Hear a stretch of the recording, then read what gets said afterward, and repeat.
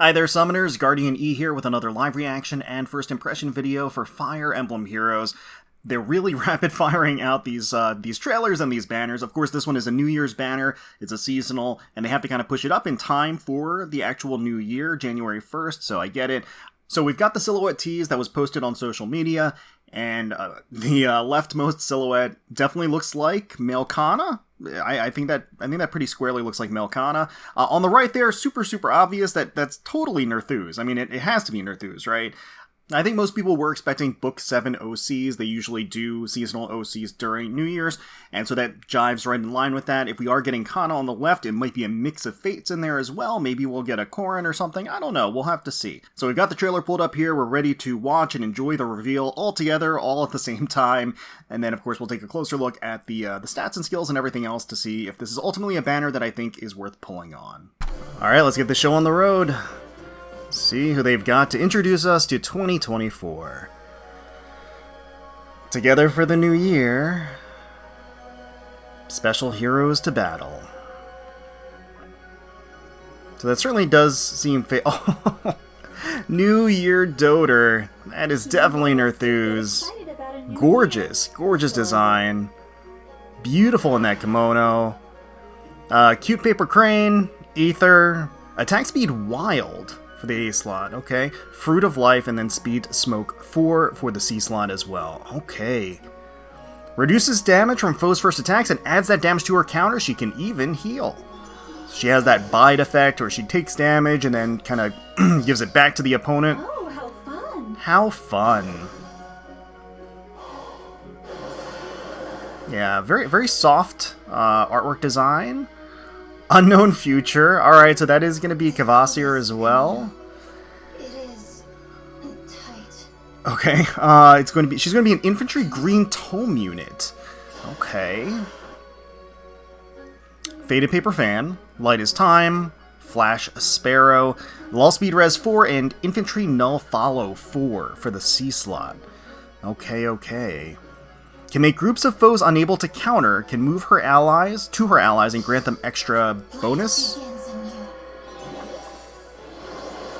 Oh, that's a really cool sprite attack animation with the fan spinning.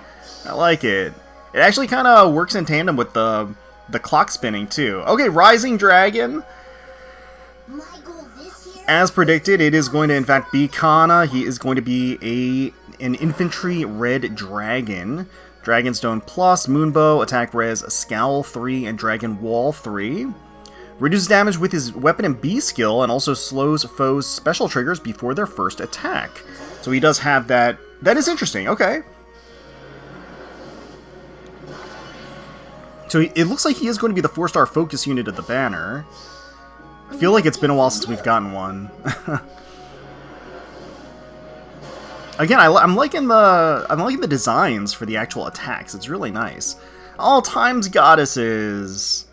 So that, of course, is going to be Seidr and Heidr together. Art by Kaboon. Man, they're whipping out the Kaboon art for New Year's. Oh man. I mean, I really love the Book 7 designs, and in general, I mean, they have great designs overall. Goddess Tamari. Iceberg, Remote Mirror, Sabotage, Speed Res 3, Future Sighted for the C-slot skill. Interesting. Alright. Instantly ends foes' actions and then ends their lives with double attacks. Their duo power opens times gate. So I wonder if it's going to incorporate some of the more support elements that Heidr has, or if they're going to be just kind of like all-out shutdown offense. Grants times gate, special cooldown charge +1 per attack. We'll take a closer look at this stuff, but overall, like I said, the Book 7 OCs in design, in general, very strong. Yoshiku did a great job in designing the characters, and seeing them in their lovely kimonos it's really fantastic. And they picked great artists, too, for this banner. So, I like the little ricochet, and then they collide with the little symbol. So, ring in the new year, or ring in the year, paralogue story. And Kana's kind of the odd boy out here a little bit. Oh, okay, so there's going to be a female Kana as well. It looks like a blue dragon that showed up kind of at the final map tease there, so we are going to get both Kanas, it looks like. Of course, there is going to be a spark for FEH Pass users, as usual, right? So once again, starting on New Year's on 12/31/2023 and going for the entire month, essentially, Kana Rising Dragon is going to be the 4-star focus unit of the banner. The duo is going to be in the blue as one of the blue stones, and then it's even color distribution across. So great picks overall. No Golveg, surprisingly enough. They're probably saving her for something in the future. I wouldn't be surprised if we saw a summer Golveg. I'm just throwing that out there. But yeah, it does seem like great picks overall. I love the designs, love the art. I think they all look great. I'm currently in shambles because obviously I spent all of my orbs. I don't regret spending all of my orbs because that was something that had to happen. But yeah, that does leave me a little wistful about not really probably being able to go in on this banner. But and that's, of course, without looking at the kits at all. I would summon for the duo, and I would summon for Nerduz on this banner, just hands down. Even if they had trash kits, it doesn't even matter. But I'm sure they don't. So let's go ahead and rewind and take a look at what they got. So here we have New Year's Nerduz, going to be a colorless beast cavalry unit. Nerduz has always had just a very compelling showstopper design in general. I think she looks great in this kimono. The artist did a great job of adapting her here. Really soft colors, really capture sort of the gentle, matronly look that she's got going on here, and really the beautiful colors in general with the horns that are floating around her, the color palette, the delicate flowers in her hair, and the little crane that she has nestled in her palm. Really beautiful stuff. So she's got cute paper crane, 14 might, enables Kanto 2. I mean, out of the gate, that's quite nice to have. Killer slaying effect at start of combat if unit's HP is at least 25%. Grants plus X to all stats, where X equals the unit's max special cooldown count value times 2 plus 5. What? Times 2 plus 5? So if she has Ether, that's 10 plus, that's plus 15 to all stats, is that right? I mean, that sounds like plus 15 to all stats in combat buffs, just for having a certain HP threshold. Neutralizes effects that guarantee foes follow-up attacks and effects that prevent units' follow-up attacks. Reduces damage from foes' first attack by 25% of unit speed during combat. First attack normally means only the first strike. For the effects that grant unit attacks twice, it means the first and second strikes. At start of turn, if the unit is adjacent to only beast or dragon allies, transforms. If the unit transforms, grants attack plus 2 to unit. Inflicts attack defense minus Y on foe during combat, where Y equals the number of spaces from start position to end position of whoever initiated combat, plus 3 max 6. Okay, alright. And also, if Y is greater than or equal to 5, reduces damage from foe's first attack by 30% during combat. Alright, I mean, that's quite busted. It's got so much stuff going on here. It, in fact, has two separate damage reduction components to it that will stack with each other. That are, interestingly, I mean, pretty easy to meet, I would say. They're not too difficult. One is based on a clash component, the number of tiles moved effectively. Also, in addition to that, there's a debuff that component to that. Of course, that's only when she's transformed, but I'm going to guess that she's going to transform pretty easily with her other skills here. Again, damage reduction built in on both, basically on both conditions that are here. Kanto 2, Killer Slaying Effect, plus 15 to all stats. I mean, that's all really good stuff. Ether for the special. So attack speed wild for the A slot. This is going to be a new skill. If number of adjacent allies other than beast or dragon allies is less than or equal to 1, or if unit is transformed, grants attack speed plus 7 to unit during combat, and grants special cooldown charge plus 1 to unit per attack during combat, and restores 7 HP to unit after combat. Okay, so this is going to be a beast-exclusive A-slot, presumably. But that's interesting. So is number of adjacent allies other than beast or dragon allies, so it's obviously synergizing with beast teams, which the whole beast mechanic in general does, or if she's just transformed. So if she has one of those skills, like the beast slot skill, that just allows her to transform no matter what, then obviously she's going to get all of the effects here. It's on player and enemy phase. It's quite good. I mean, it's plus 7 to attack and speed. You get health restoration as well as a as well as a blade effect built in for the extra special charge. So all that stuff is pretty decent. So she does have her own unique B-slot skill, Fruit of Life, which is going to, after meeting a certain HP threshold at the start of combat, give a debuff to the enemy, additional damage reduction, as well as the Bite effect, where she retaliates based around the amount of damage that she reduced. There's also going to be a neutralization of guard effects on her, as well as a neutralization of gravity on her, which is very, very strong. And both of those things are quite good to have in the B slot baked in, and then Speed Smoke 4 for the C slot.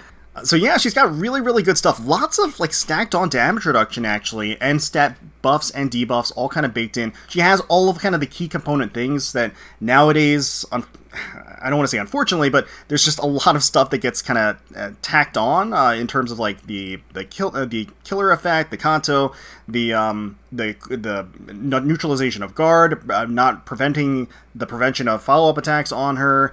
All this stacked damage reduction kind of builds it. I think her kind of gimmick is the ability to retaliate. I think that is going to be baked into the amount of damage that she can actually put out. In addition to the unique A-slot skill, or the new A-slot skill, I should say, Attack Speed Wild, which is presumably exclusive to beasts, and quite good for an offensive beast as well. So yeah.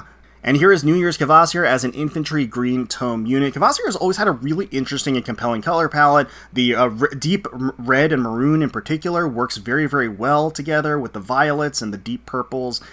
It looks really great, and they adopted it, of course, for her kimono here. There's a little fur lining at the top, too, to keep her warm in these winter months. She has a lovely flower in her hair with over the tiara, and she's waving that little fan. So she looks great for the occasion. So Faded Paper Fan, 14 Might, has a killer slaying effect if unit initiates combat or is within 2 spaces of an ally. Grants +5 to all stats for the unit. Reduces foes' speed and res during combat by 20% of units' speed at start of combat, and reduces the percentage of foes' non-special...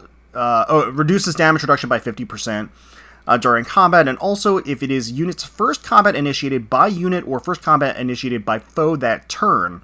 Reduces damage from foes' first attack by 70% during combat, and then if unit initiates combat or unit is within 2 spaces of an ally after combat, if unit attacked, inflicts status on target and foes within 2 spaces of target, preventing counterattacks through their next action. So that's, of course, very strong. Effectively putting a flash effect on the enemy so they can no longer counterattack. Really sets them up for just taking a whooping.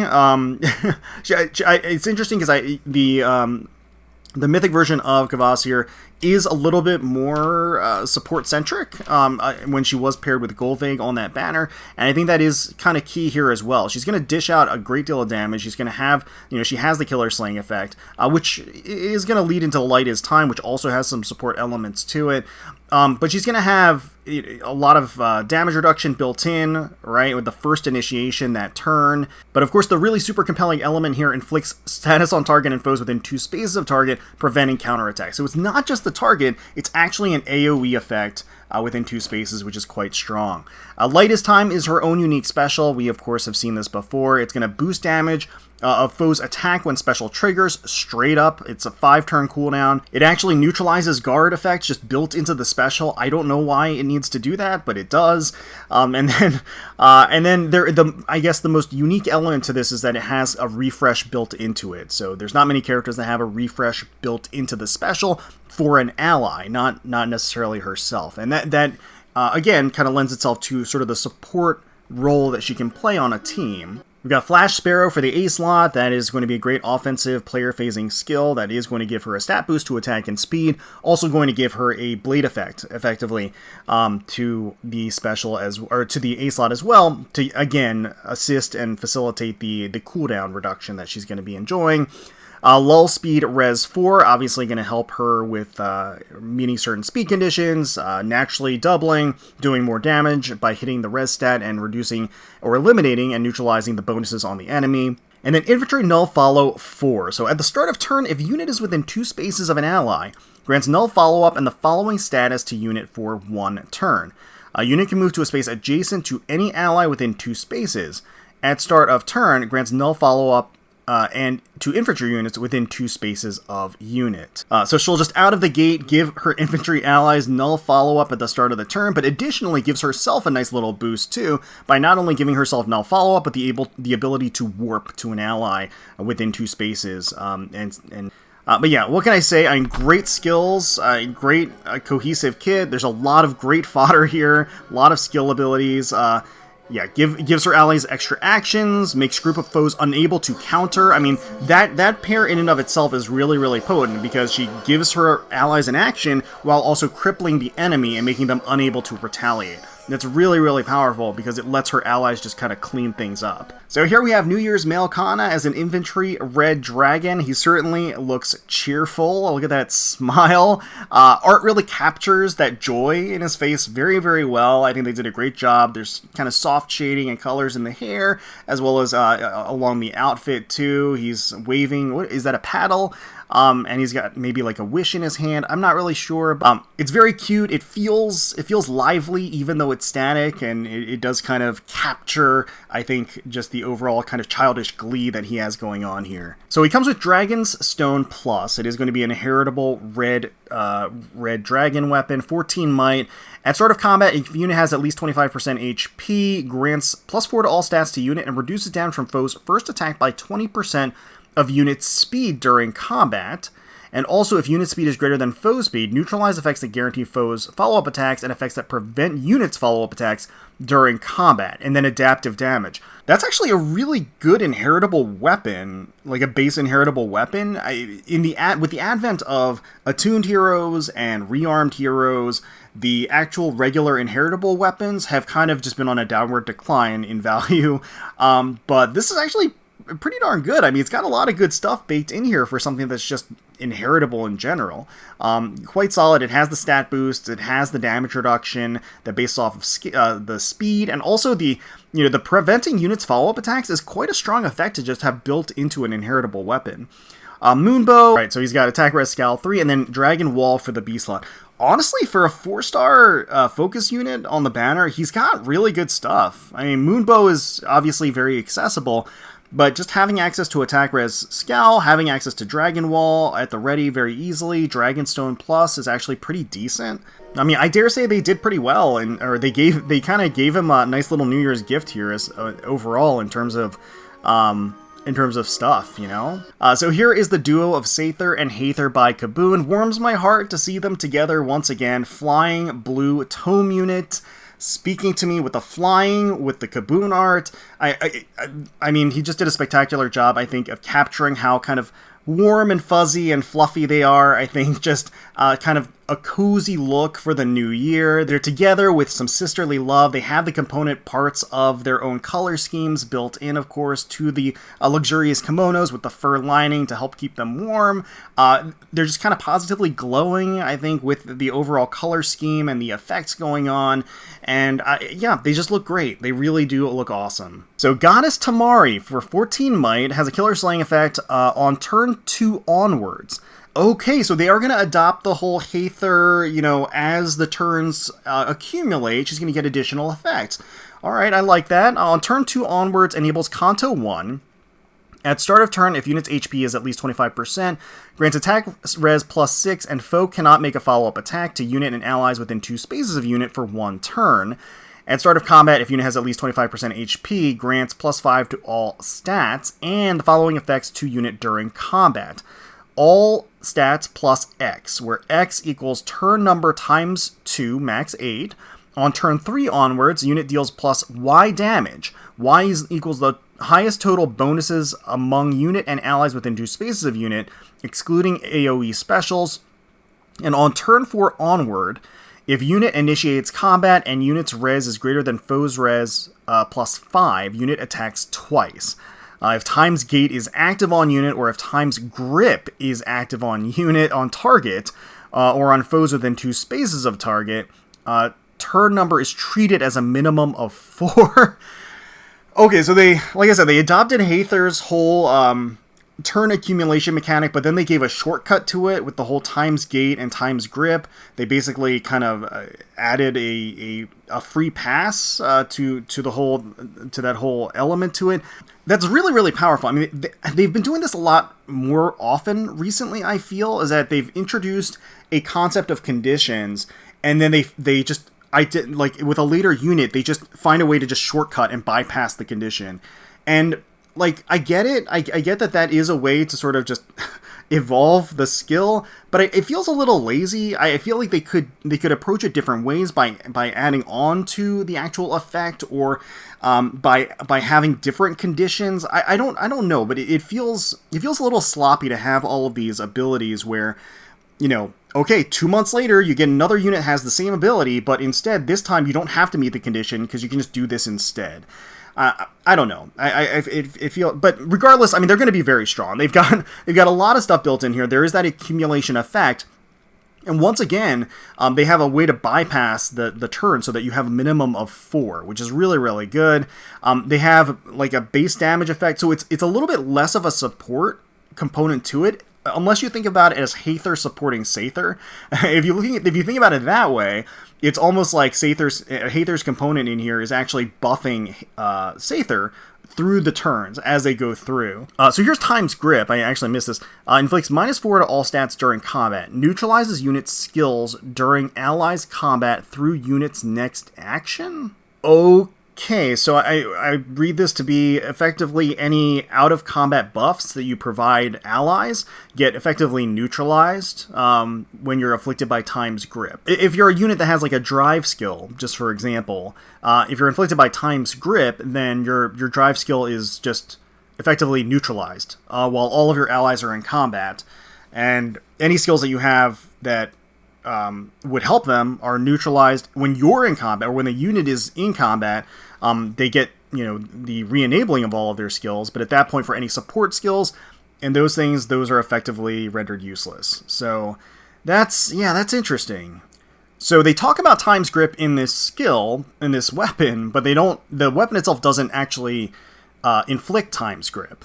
So we'll probably see later in the kit or with the duo skill how times grip actually gets inflicted on the enemy. But basically, if times grip is active, it's just a shortcut. I mean, it not only has its own effect, which is actually quite nice and unique. I like that it is unique in what it does, and I think that it is thinking outside of the box as far as design and strategy, so that's good.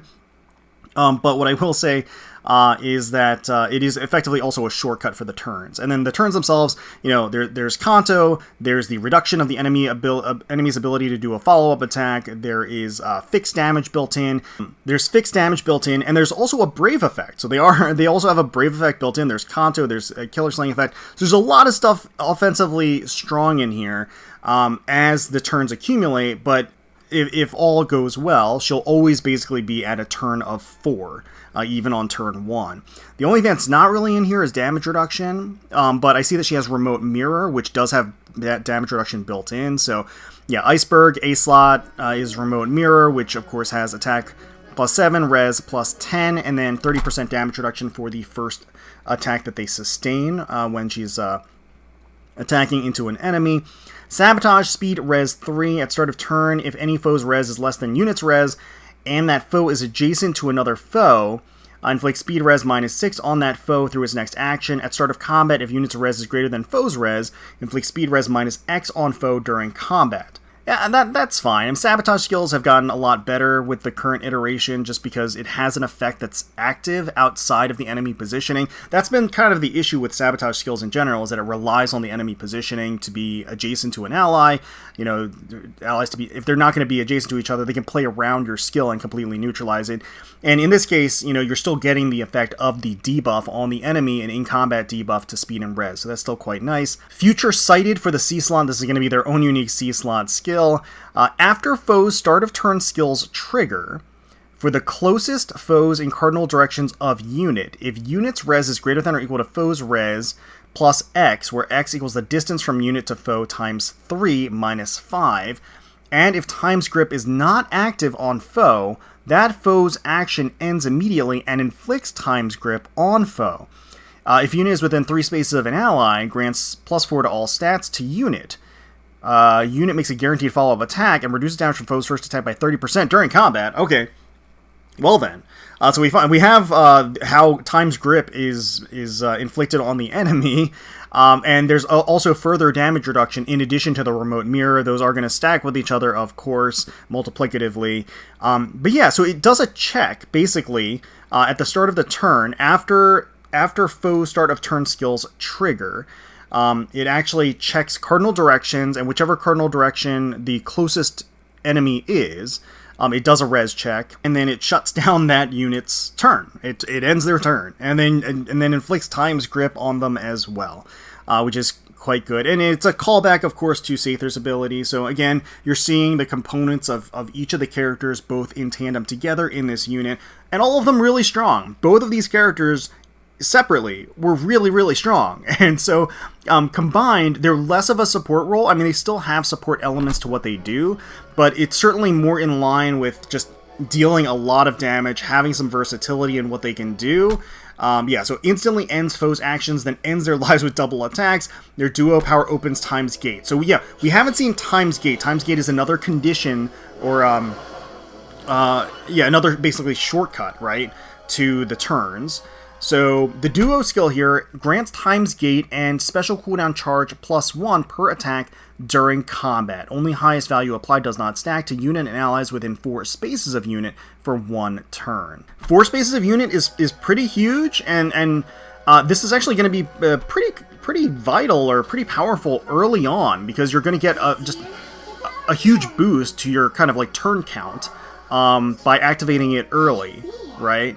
And then, yeah, so there she's going to be able to warp there, and oh, look at that glow with the art. Really pretty stuff. I do like the whole ricochet effect. It's really cool. It's really nice. So Paralog Story, ring in the year with this lovely selection of characters, and yeah, and we've got the two baby dragons there too.